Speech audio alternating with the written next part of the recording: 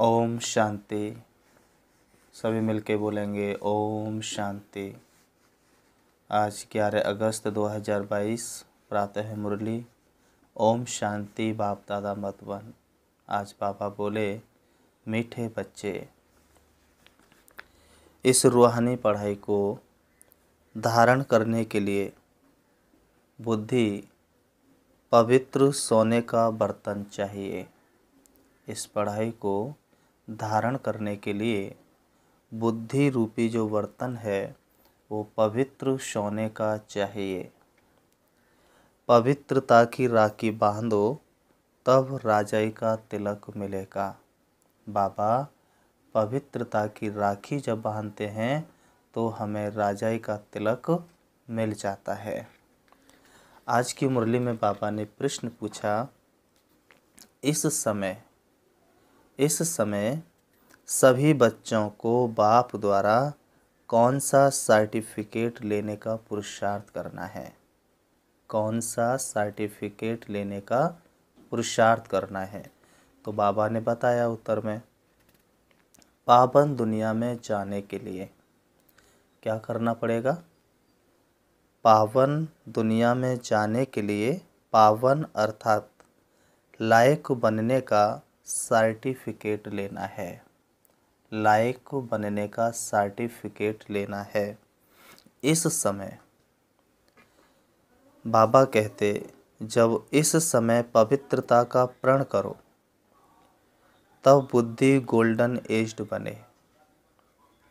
पवित्रता का सर्टिफिकेट लेने के लिए बाप की राय है। क्या राय है बच्चे? और सबसे अपना बुद्धि का योग निकाल। और सबसे अपना बुद्धि का योग निकाल। ज्ञान चिता पर बैठो। एक माता पिता को फॉलो करो। पावन रहना ही है, यह प्रतिज्ञा करो। मुझे पावन रहना ही है, यह प्रतिज्ञा करो। बाप के साथ क्या करना है? बाप के साथ सच्चाई से चलो। यही मेहनत है, यही पुरुषार्थ है कि बाप के साथ सच्चाई से चलो। आज की मुरली का गीत है, भैया मेरे राखी के बंधन को निभाना। सावन की मास चल रही है, रक्षाबंधन बहुत ही करीब है। ऐसे समय पर हर एक बहन भाई के हाथों में राखी बांधती है, परंतु वास्तव में उस राखी का आध्यात्मिक अर्थ क्या है उनको नहीं पता। इसलिए स्वयं बाबा आकर के हम बच्चों को राखी का अर्थ समझाते हैं। तो आज की मुरली भी वही समझाती है। मुरली का गीत में भी वही बताया कि भैया मेरे राखी के बंधन को निभाना। बाबा ने इसके ऊपर हमें समझाया। ओम शांति। यह गीत तो बच्चों ने बहुत बार सुना है। यह तो रक्षाबंधन का उत्सव व गीत भक्ति मार्ग में मनाते और गाते आते हैं। अब यह है ज्ञान मार्ग। बाबा कहते हैं, बाप बच्चों को कहते हैं, बच्चे इस माया रावण पर जीत पाने से तुम जगत जीत अर्थात जगत के मालिक बनेंगे। तुम बच्चे जानते हो कि मेहनत ही 5 विकारों पर जीत पाने की है। मेहनत बाबा कहता है सिर्फ 5 विकारों पर जीत पाने की है। भक्ति मार्ग में तो बहुत मेहनत करते हैं।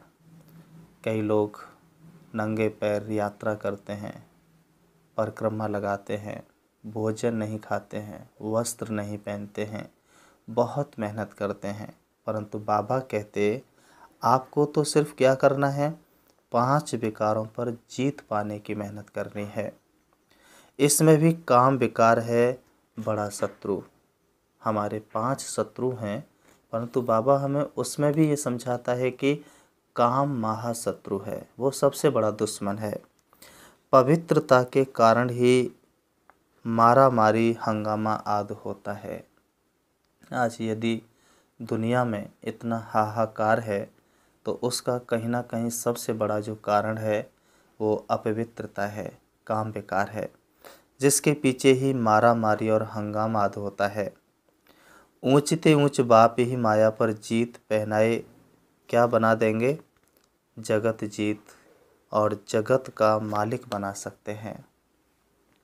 यह तो बच्चे जानते हैं कि बेहद बाप का वर्षा पाने हमको पवित्र जरूर बनना है। यदि बेहद के बाप से बेहद का वर्षा पाना है तो बाबा कहते पवित्र जरूर बनना है। जिस्मानी पढ़ाई भी पवित्रता में ही पढ़ी जाती है, चाहे भौतिक पढ़ाई है, सांसारिक पढ़ाई है, उसको भी जब हम कुमार होते हैं, युवावस्था होती है, उस समय सभी ब्रह्मचारी होते हैं, उसी समय पर यह सांसारिक पढ़ाई पढ़ी जाती है, जिसको शास्त्रों में जिस्मानी पढ़ाई भी कहते हैं। यह है रूहानी पढ़ाई। इसमें बर्तन सोने का अर्थात पवित्र चाहिए, जिसमें ज्ञान धन ठहर सके। ऐसे कहावत है कि शेरनी के दूध को निकालने के लिए सोने का पात्र चाहिए, नहीं तो तोड़ के ज़मीन में चला जाएगा। बाबा कहते हैं कि शेरनी का दूध ना कोई निकाल सकता है, ना किसी ने निकाला है, परंतु वास्तव में परमात्मा के उस पवित्र ज्ञान को धारण करने के लिए बुद्धि रूपी बर्तन बहुत ही स्वच्छ और पवित्र चाहिए, नहीं तो वो बुद्धि में ये ज्ञान ठहर नहीं सकता। बाबा कहता है कि पवित्र बनने में टाइम लगता है, क्योंकि अभी सबका बर्तन ठिक्कर का बन गया है। टाइम क्यों लगता है? क्योंकि बुद्धि रूपी जो बर्तन है वह सभी का ठिक्कर का बन गया है, पतित हो गया है, दूषित हो गया है। बाप समझाते हैं अब तुम्हें पवित्र बन क्या करना है, अब इस दुनिया से वापस जाना है। हम पवित्र बन जाएंगे तो वापस चले जाएंगे। जितना जितना ज्ञान योग की धारणा होती जाएगी उतना बुद्धि पवित्र होती जाएगी। ज्ञान योग धारण होता जाएगा तो हमारी बुद्धि पवित्र होती जाएगी, क्योंकि अब बुद्धि में है कि हमको वापस लौटना है, क्योंकि अब बुद्धि में है कि हमको वापस लौटना है। तो ये बुद्धि में है ना, क्योंकि बाबा मुरली में हमें ये पाठ बहुत पक्का कराते हैं कि बच्चे अब घर चलना है।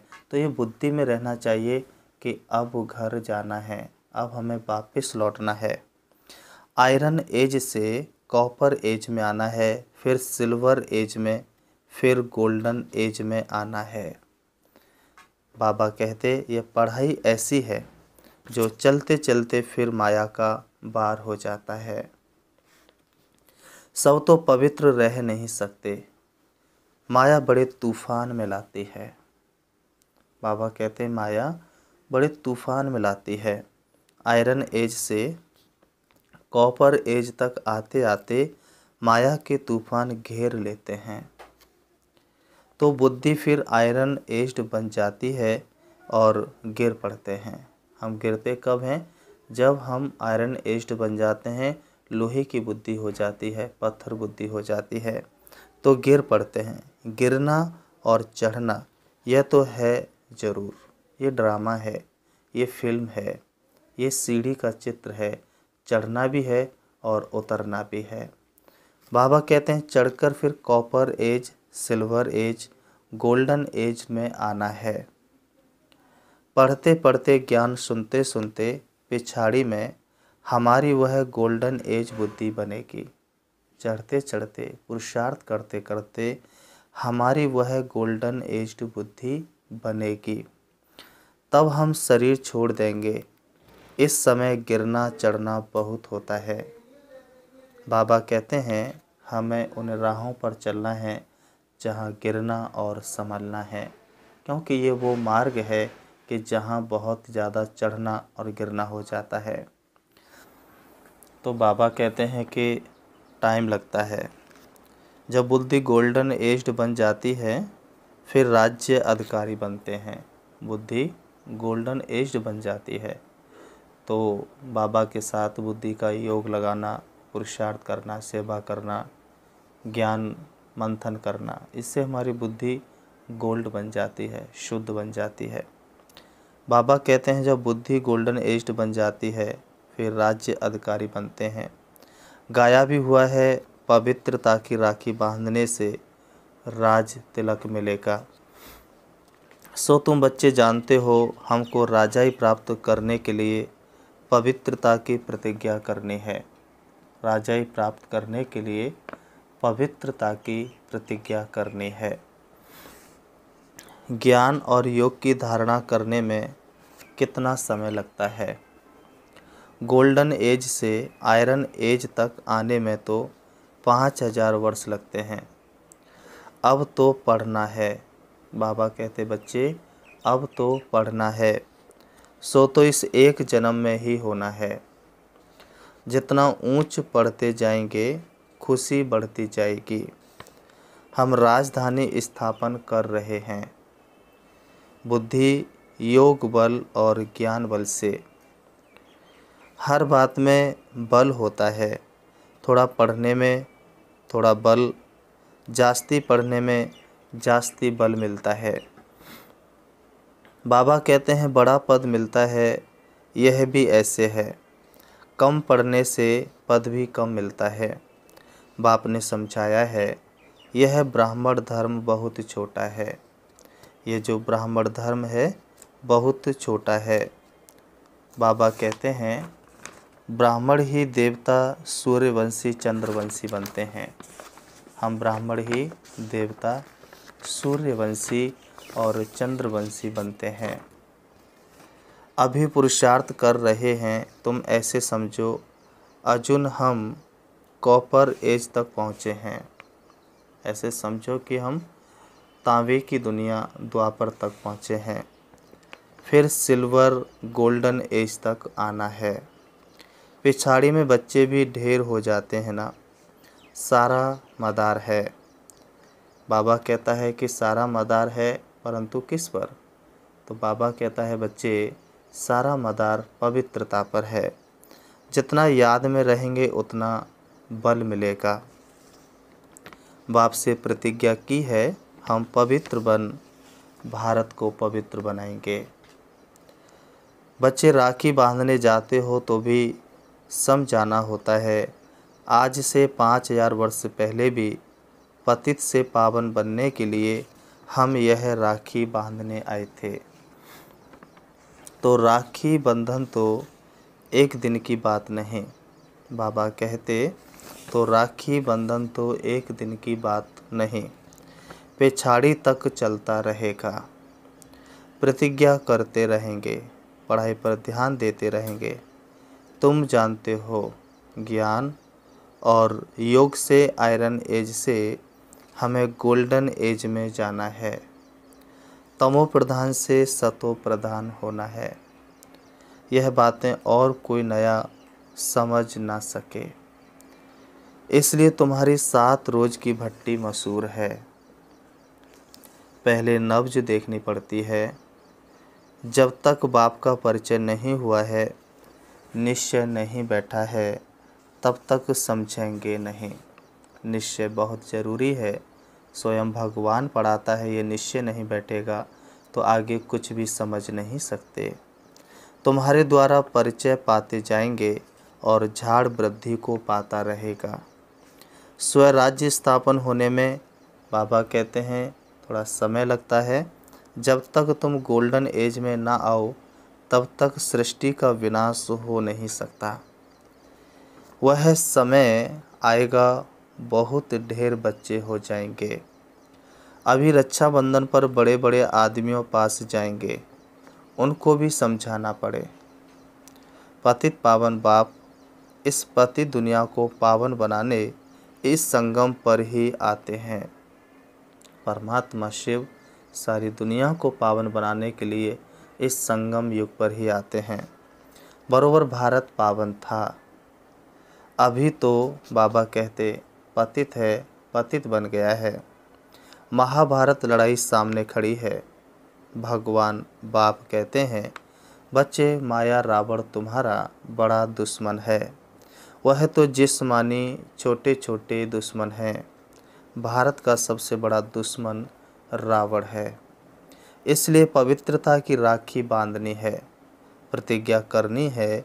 हे बाबा, भारत को श्रेष्ठाचारी बनने के लिए हम पवित्र रहेंगे, औरों को भी बनाते रहेंगे। अभी सब रावण से हार खाए हुए हैं। बाबा कहते, भारत में ही रावण को जलाते रहते हैं। आधा कल्प रावण का राज्य चला है, यह तुमको समझाना पड़े। ये एक एक आत्मा को समझाना पड़ेगा कि आधा कल्प तक ये रावण का राज्य चला है। समझाने बगैर राखी बांधना, बाबा कहता, कोई काम का नहीं है।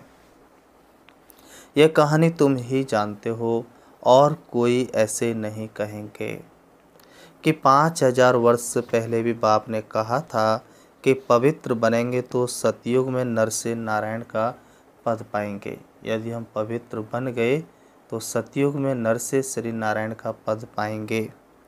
यह सत्यनारायण की व अमरनाथ की कथा तुम ही सुना सकते हो। समझाना, बाबा कहता है कि समझाना भी पड़ता है कि भारत पवित्र था। ये समझाना पड़ता है कि ये भारत पहले पवित्र था, सोने की चिड़िया थी, अभी तो पतित हो गया है। लोहे की चिड़िया कहेंगे। बाप का परिचय देकर बोलो कि मानते हो, बरोबर बाप ब्रह्मा द्वारा वर्षा देते हैं। बाप कहते हैं, अब मुझे याद करो। 84 जन्म पूरे होते हैं, माया से हार खाई है। अब फिर माया पर जीत पानी है। अब फिर से हमें उस माया रावण पर जीत पानी है। बाप ही आकर कहते हैं, बच्चे अब पवित्र बनो। बच्चे कहते हैं, हाँ बाबा, हम आपके मददगार जरूर बनेंगे। तो हम बच्चे भगवान को क्या मदद दे सकते हैं? सिर्फ एक ही मदद है, पवित्र बनकर के बाप को मदद करनी है। पवित्र बनकर भारत को पवित्र जरूर बनाएंगे। बोलो, हम कोई आपसे पैसे लेने नहीं आए हैं, हम तो बाप का परिचय देने आए हैं। तुम सब बाप के हम जिन्स हो ना। बाप आकर मैसेज देते हैं। क्या मैसेज देते हैं? राय देते हैं, हे बच्चों, और सबका बुद्धि से त्याग करो। बाबा कहता है, और सब बुद्धि में पता नहीं क्या क्या और किस किस के साथ में कनेक्शन जुड़ा रहता है। भगवान कहता है, और सबका त्याग करो। तुम नंगे अशरीरी आए थे। आत्मा नंगी होती है बिना शरीर के। शरीर रूपी वस्त्र उस आत्मा के ऊपर नहीं होता। बाबा याद दिलाता है कि तुम नंगे अशरीरी आए थे। पहले पहले तुमने स्वर्ग में पार्ट बचाया। तुम गोरे अर्थात पवित्र थे, क्योंकि आत्मा 16 कला संपूर्ण थी, पवित्र थी, कोई बेकार नहीं था। तो तुम गोरे अर्थात पवित्र थे, फिर काम चिता पर बैठने से अभी काले बन गए हैं। जैसे जैसे सत्युग त्रेता निकला, द्वापर आया, तो काम चिता पर, काम माना विकार, विषय, भोग, वासना, उनमें जैसे जैसे हम लिप्त होते चले गए तो आत्मा काली हो गई, काम चिता पर बैठ गई। भारत गोल्डन एज था, अभी भारत को आयरन एज कहा जाता है। अभी फिर काम चिता से उतर ज्ञान चिता पर बैठना है। बाप कहते हैं, मामेकम याद करो, पवित्रता का प्रण करो। हमें अपने जीवन में एक ही व्रत करना है, एक ही उपवास करना है, एक ही प्रण करना है, एक ही प्रतिज्ञा करनी है कि बी होली बी योगी। हमें पवित्र बनना है। बाबा कहते हैं, बच्चे प्रण करो, एक बाप के बच्चे हम भाई बहन हैं। तुम भी बच्चे हो, परंतु समझते नहीं हो। बी के बनेंगे तभी से बाबा से वर्षा ले सकते हैं। बी के माना ब्रह्मा कुमार कुमारी। जब तक हम नहीं बनेंगे, हम कर्मों के श्रेष्ठ ब्राह्मण नहीं बनेंगे, तब तक हमसे बाबा से वर्षा कैसे लेंगे? तो बाबा कहते, यह है ही पतित चारियों की दुनिया, एक भी श्रेष्ठाचारी नहीं है। बाबा कहते, यह है ही पतित भ्रष्टाचारियों की दुनिया, एक भी श्रेष्ठाचारी नहीं है। सतयुग में एक भी भ्रष्टाचारी नहीं होता है। यह भी एक परम सत्य लोगों से छिपा है। लोग सोचते हैं कि सतयुग में भी राक्षस थे, वहाँ पर भी देवताओं की लड़ाई हुई, परंतु नहीं। भगवान कहता है, सतयुग में एक भी भ्रष्टाचारी नहीं होता। बाबा कहते हैं ये बेहद की बात है। सारी श्रेष्ठाचारी दुनिया की स्थापना करना एक बाप का ही काम है। हम ब्रह्मा कुमार कुमारियां बाप से वर्षा लेते हैं, पवित्रता की प्रतिज्ञा करते हैं। जो पवित्रता की गारंटी करते हैं उनका फ़ोटो निकाल हम एल्बम बनाते हैं। बाबा कहते हैं कि जो पवित्रता की प्रतिज्ञा करते हैं उनका फ़ोटो निकाल बाबा एल्बम बनाते हैं। पावन बने बिगर पावन दुनिया में जाने का क्या नहीं मिल सकता। बाबा कहता है बच्चे सर्टिफिकेट नहीं मिल सकता, बाप ही आकर लायक बनाए सर्टिफिकेट देते हैं। और सर्व का पतित पावन सदगति दाता एक ही बाप है। पतित लायक नहीं है ना, बाबा कहते पतित लायक नहीं है। भारत ही इंसॉल्वेंट दुखी हो पड़ा है क्योंकि पतित है। सतयुग में पावन थे तो भारत सुखी था। अब बाप कहते हैं पावन बनो, ऑर्डिनेंस निकालो। जो पावन बनना चाहते हैं उनको नग्न नहीं किया जाए।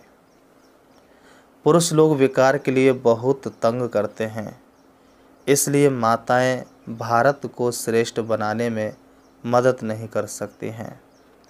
इस पर प्रोब बनाना चाहिए, परंतु वह ताकत अर्जुन बच्चों में आई नहीं है।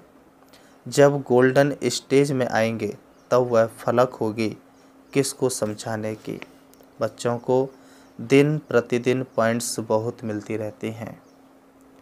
बच्चे समझते हैं बड़ी ऊंची पढ़ाई है, माँ बाप को फॉलो करना पड़े। माता पिता तो कहते हैं वह बाप है तो यह माता हो गई, परंतु मेल है इसलिए माता को कलश दिया जाता है। तुम भी माताएं हो, पुरुष भाई हैं, भाई बहन को, बहन भाई को पवित्रता की प्रतिज्ञा कराते हैं। माताओं को आगे बढ़ाया जाता है, वो लोग माताओं को उठा रहे हैं। बाबा कहते हैं आगे थोड़े ही प्रेसिडेंट प्राइम मिनिस्टर आदि फीमेल बनती थी। आगे तो राजाओं का राज्य था। आगे कोई नई इन्वेंशन निकालते थे तो राजा को जाकर बोलते थे, वह फिर उनको बढ़ाने के लिए डायरेक्शन देते थे। यहाँ तो है ही प्रजा का राज्य, कोई मानेंगे कोई नहीं मानेंगे, मेहनत करनी पड़ती है। तुम जानते हो श्री कृष्ण का गीता में नाम डाल बड़ी भूल कर दी है। हमारी बात को एक मानेंगे और दूसरे नहीं मानेंगे। आगे चलकर तुम्हारे में ताकत आएगी। आत्मा कहती है हमको गोल्डन एज में आना है। बुद्धि का ताला अब खुला है। बुद्धि का ताला अब तक बंद था, माया ने बंद कर दिया था। भगवान कहता है कि बुद्धि का ताला अब खुला है।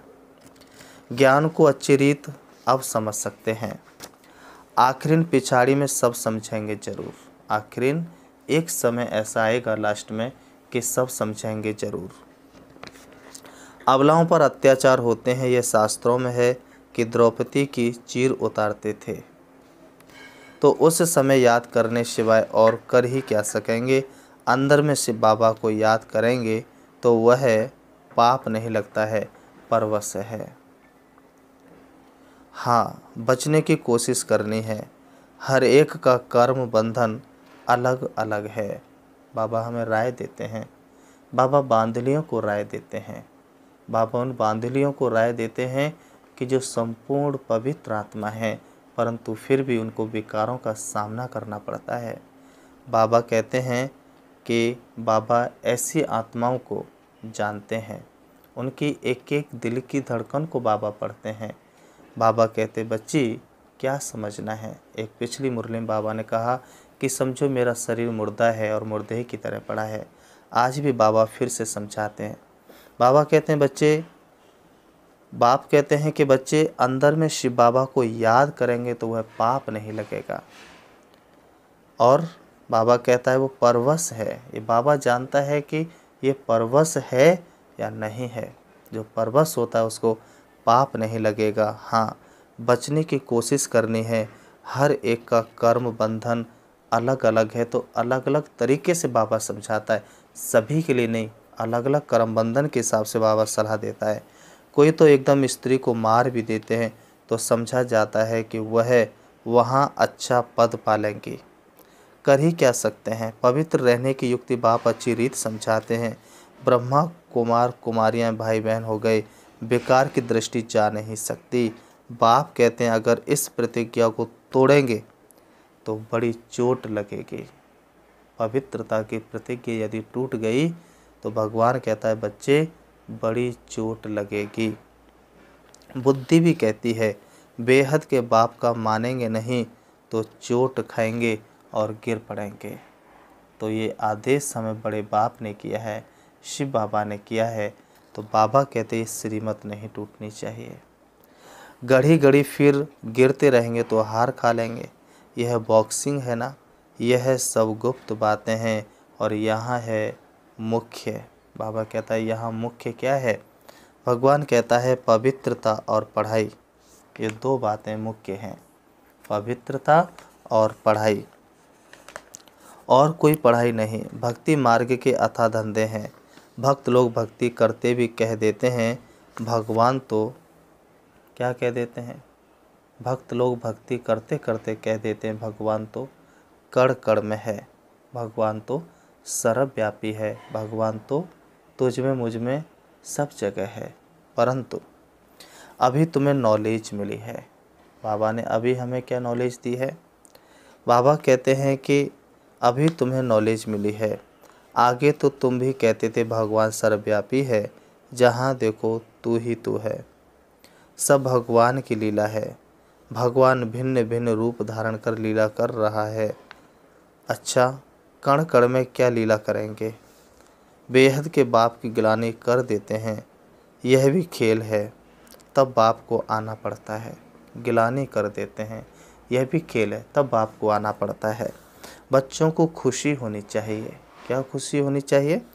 बाप का डायरेक्शन मिलता है कि तुमको पवित्र बनना है। अगर पवित्र दुनिया में चलना चाहते हो तो ऐसे नहीं स्वर्ग में तो जाएंगे ना। बाबा कहता है फिर क्या पद पाएंगे। वह कोई पुरुषार्थ नहीं।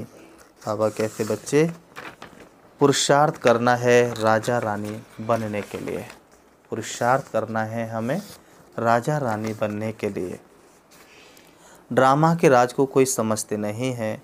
अभी तुम जानते हो कल्प कल्प हम बाप से बरसा लेते हैं, बाबा आते हैं। चित्र भी देखो कितने अच्छे बने हुए हैं।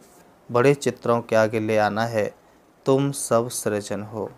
बाबा हम बच्चों को कहते हैं कि बच्चे तुम सब सृजन हो, डॉक्टर हो।